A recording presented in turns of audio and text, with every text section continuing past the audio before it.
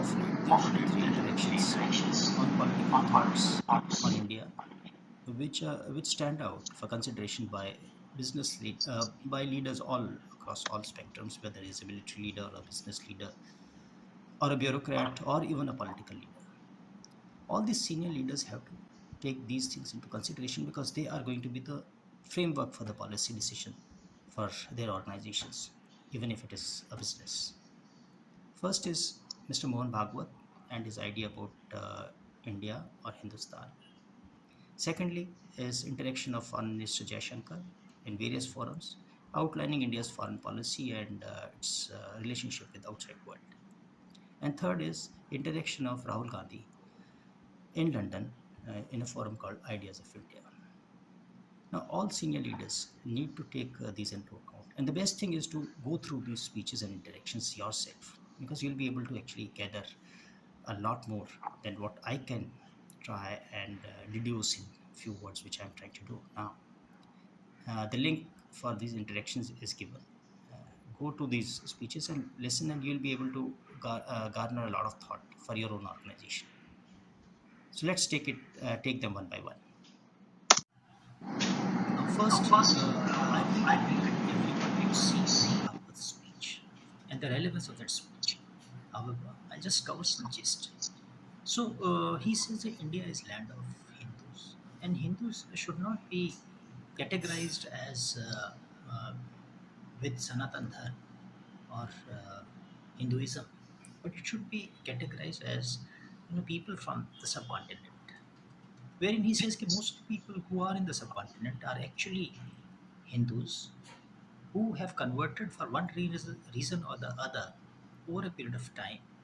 And somebody is a Muslim now, somebody is a Sikh, somebody is Christian. However, their basic roots lies in Hinduism. They are welcome to get back to the folds of Hinduism or Sanatan Dharma or practice their own religion, which should not interfere in practices of other religion because Hinduism itself or Sanatan Dharma it has got 33 crore ways of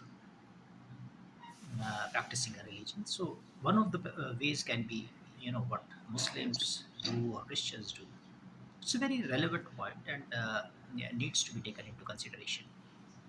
Secondly, Hinduism is not averse to other religion, have been welcoming others' ideas from time to time, and is part of overall continuum of Hinduism, which has allowed numerous religions to exist side by side.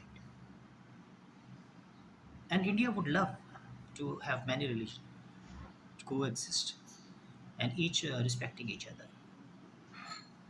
What he and thereafter Ram Madhav, the General Secretary for RSS, they have said, he said in little more clearer terms, that they are okay with five pillars of Islam. You know, those five pillars everyone knows. What they are not okay is with three facets of Islam, that is Ummah, in which the nationhood is described as being religion based. So that is not acceptable to Hindus. Then the word kafir, which is used for anybody who's not a Muslim, and accordingly there are implications when you are a kafir. So that is also not acceptable. And third is jihad, which is being practiced in a manner which is by the extremist of Muslim religion. So jihad, they are saying that it's good to have jihad. Jihad, which is an internal jihad, you purify yourself rather than trying to fight or wage a war against other religion. Now let us understand the foreign destination speech and what he's been saying. There were very relevant issues and very relevancy of this speech is fantastically brought out and becoming a huge internet phenomena also. And we as people of the country, and especially to the planners, the senior people, mostly in bureaucracy and especially armed forces, should start thinking on these lines. And this is how the nation should be developing. And because if we are saying all these things, then we have to be ready for all kinds of consequences. So Foreign Minister Jaishankar has been emphasizing independence of India in its thought process and its ability to not do somebody else's life and think for itself, care for its own national interest. So India sees itself as an important. It's so important because of its size of population and now size of economy, and our ability to actually have relationship with various nations are independent of what others might be putting here pressure on. Like in case of Russia, there has been a lot of pressure, and India is under a scanner. You will find that now all these things will come back to the nation in a different format, in the sense that there will be pressures of different kind. Whatever small weak spots we will be leaving in our national thought process, it will be exploited by the inimical forces to try and create issues which are irrelevant for the nationhood, which might create a big issue in the future. As also from the international people or the international forum, they'll try and put pressures of different kind. So it is a fantastically worded, fantastically brought out concept of India, how India should be treating itself. This has got its own problems. This kind of a thought process has got its own issues, and Indian leaders at all levels, especially the leaders who are forming the policies in bureaucracies and are helping the politicians come out with uh, policies, and military leaders have to think a great deal on this issue.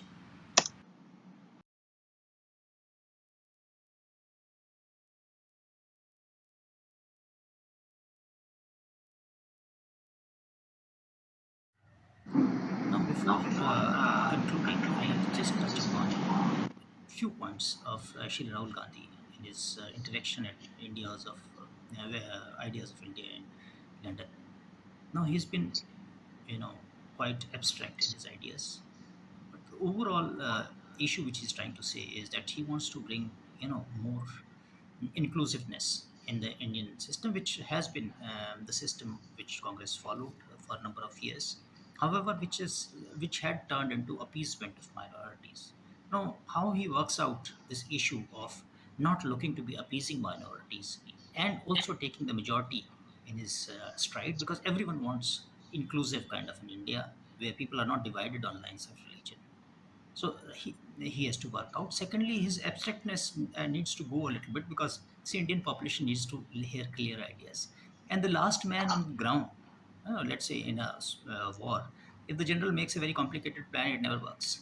So it has to be very simple, and a simple thought process people should accept and understand those ideas. Now, to conclude, so basically, at the moment, it looks like the Bharatiya Janata Party and the ideology of idea of Rashtriya Swayamsevak. While concluding, I would say future of India is linked to the acceptance of Hindu model, which is to be embraced by the whole population. This is what India is trying to do now. India would preserve its identity and become self-reliant both economically and militarily. That is also what leaders are trying to project. In spite of what world views India, continues to support all religion and encourage unity and diversity is what they are trying to say. And what is the kind of environment which is being built by the Indian leaders, both from Bharatiya Janata Party and Congress? Of course, they have a opposing view of putting it across. However, it all tends to point in only one direction, that we are having that unity and diversity.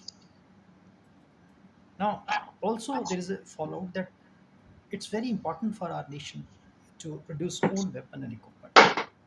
The armed forces should embrace newer operational and tactical concepts and integrate them with the home developed weapon systems and technologies.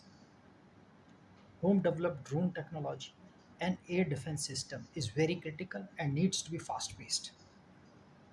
Similarly, is the process of procurement of weapons. Also, the decision making. We cannot dither on a serious issue like chief of defense staff for 6 months. It should be done fast paced.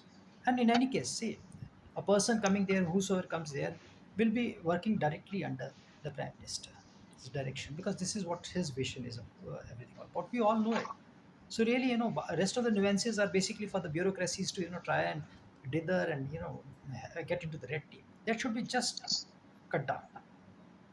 The key fallout is basically Western nations will be now putting pressure on India in some form or the other, because you have not told their line on Russia-Ukraine war.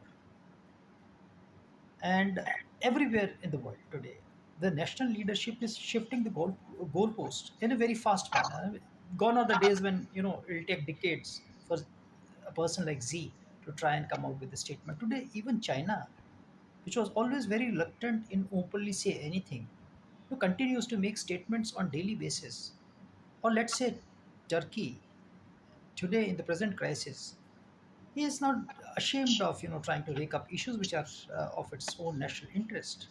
So the national leadership level at all levels, be it India, be it rest of the world, they shift goalposts at a very fast pace, especially for the businesses. It's a very critical issue. They have to ensure